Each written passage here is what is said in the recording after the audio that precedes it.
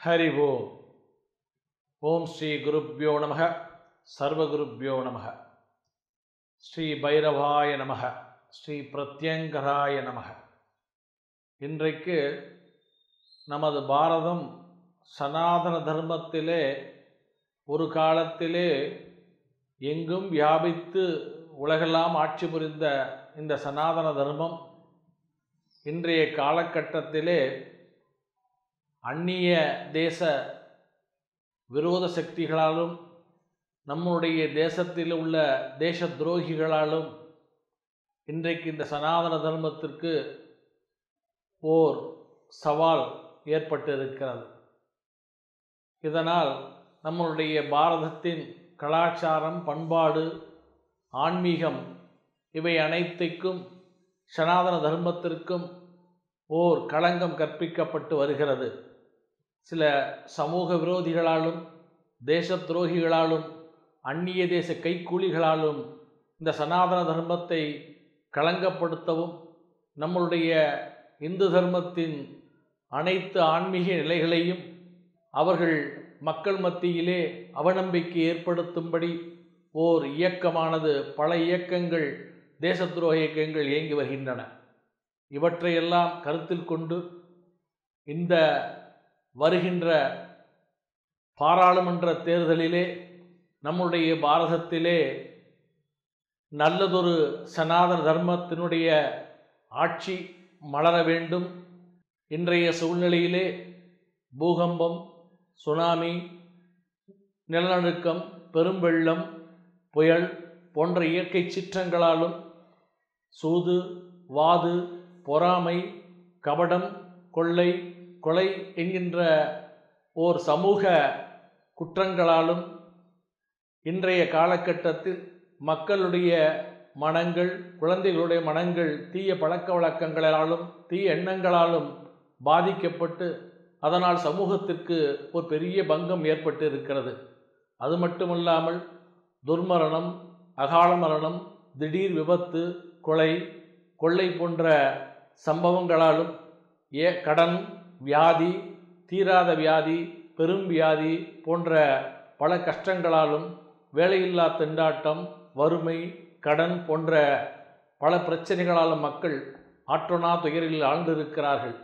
இவற்றிலிருந்து விடுபட கலியுகத்தின் ஒப்பற்ற தெய்வமான மகா பிரத்யங்கரா தேவியை முன்னிறுத்து அஷ்டபைரவ சகித மகா பிரத்யங்கராயாகம் வருகின்ற தை அமாவாசை, அதாவது மகோன்னத அமாவாசை என்று தை அமாவாசை என்று நடைபெற இருக்கிறது. இந்த தை அமாவாசையானது மகோன்னத அமாவாசை என்று அழைக்கப்படுகிறது. 60 வருடத்திற்கு ஒரு முறை வரும் இந்த அமாவாசையானது, அதாவது பஞ்சாங்கத்திலே சொல்லப்பட்டிருக்கிற திதி, வார, நட்சத்திர, யோக, கரணம் என்று சொல்லக்கூடிய 5 அங்கங்களில் திதி, அமாவாசை, யோகம், வியாதிபாத யோகம், கிழமை திங்கட்கிழமை, நட்சத்திரம் திருவோண நட்சத்திரம், கரணம் முதல் 5ம் ஓர் சிறந்த அம்சங்களை கொண்டு சேர்ந்து அமைந்திருக்கக்கூடிய இந்த அமாவாசை மகோன்னத அமாவாசையாகும். இந்த அமாவாசையிலே செய்யக்கூடிய காரியங்கள் ஜெயத்தையும், செய்யக்கூடிய தர்மங்கள் அவர்களுக்கு புண்ணிய பலத்தையும், தானங்களினால் அவர்களுக்கு பலன்களும், செய்யக்கூடிய ஹோமங்களினால் வெற்றியும் அனைத்தும் கிடைக்கும். அப்பேற்பட்ட இந்த தை அமாவாசையானது மகா பிரத்யங்கரா ஹோமம் நடைபெற இருக்கிறது. இந்த ஹோமத்தில் மகா பிரத்யங்கரா தேவிக்கும் பைரவருக்கும் அவர்களுடைய ஆயுதங்களுக்கும் அவர்களுடைய பைரவ யந்திரத்திலே பிரதிஷ்டை செய்து கைலாய வாத்தியம் முழங்க, விசேஷ ஆரத்திகளுடன் வேத மந்திரங்கள் முழங்க மிக பெரும் பூஜையானது நடைபெற இருக்கிறது. மேலும் அதை முன்னிட்டு மாபெரும் யாகம் மிளகாயவத்தல் கொண்டும் 6 வகை அன்னங்கள், 6 வகை திரவியங்கள், 6 வகை பழங்கள், 6 வகை புஷ்பங்கள், 11 வகை பட்சணங்கள் மற்றும் ஏராளமான திரவியங்களை கொண்டும் பிரத்யங்கரா பைரவருக்கு மகாயாகம் நடைபெற இருக்கிறது. இந்த யாகத்திலே கலந்து கொள்பவர்களுக்கு அவர்களுடைய பூர்வ ஜென்ம பாவம், பிதுர்ஷாபம், பிதுர்தோஷம், வேவல், பிள்ளி, சூனியம், திருஷ்டி, சத்ருபாதைகள் அனைத்தும் நீங்கி அவர்கள் வாழ்விலே நல்ல வளமும் நலமும் பெறலாம்.